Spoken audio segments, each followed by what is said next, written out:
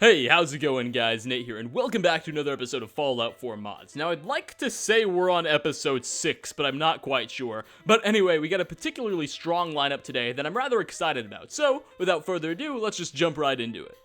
Starting off strong, we have Reversed Flash by Cowboy. This mod pays homage to the DC superhero, adding in a slick yellow costume with a red and black insignia. However, this costume is only just the beginning. The developer has also added in modified jet chems that slow time to as little as 1% for about 40 seconds. Combine this with the custom brass knuckles that send your opponents literally flying across the Commonwealth that this mod adds in, and you'll get some pretty hilarious results. And no Flash-inspired mod would be complete without super speed, as taking this armor to literally any armorsmith in the entire Commonwealth will allow the player to actually customize the speed it gives you.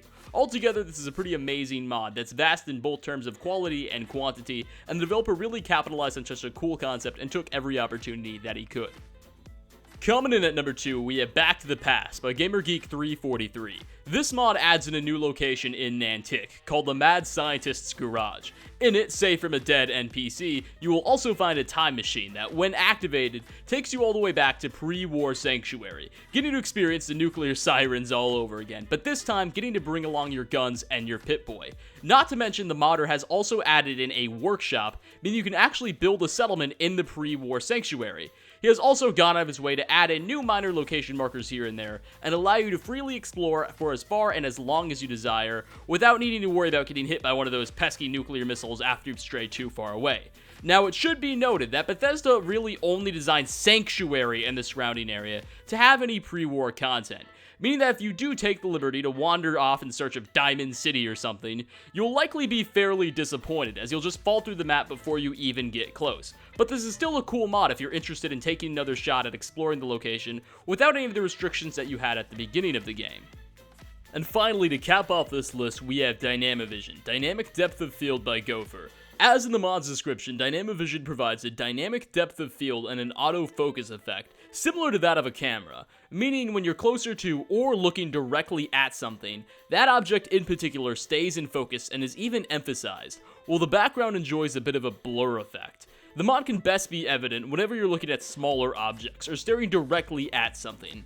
However, where you'll notice it the most during regular gameplay is when you're just looking down a horizon or a skyline, as objects in the distance are a bit blurred. In vanilla Fallout, buildings halfway across the map have a relatively similar depth of field as a mailbox you may be directly staring at.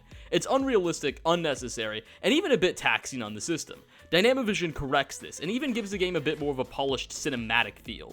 Anyway guys, I hope you all enjoyed. I was particularly interested in the final Dynavision mod showcased here, as it showed that there is some room for some pretty nice graphical enhancements on consoles, which excites me for the future, namely the Elder Scrolls V Skyrim remaster. I'm intrigued to see with what modders are able to do with that.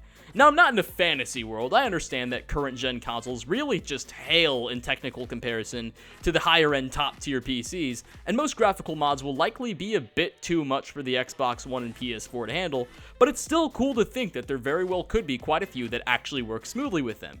Again, I hope you all enjoyed. If you did, hit that like button, dislike if you disliked, and be sure to subscribe for more content like this in the future. See you next time, guys.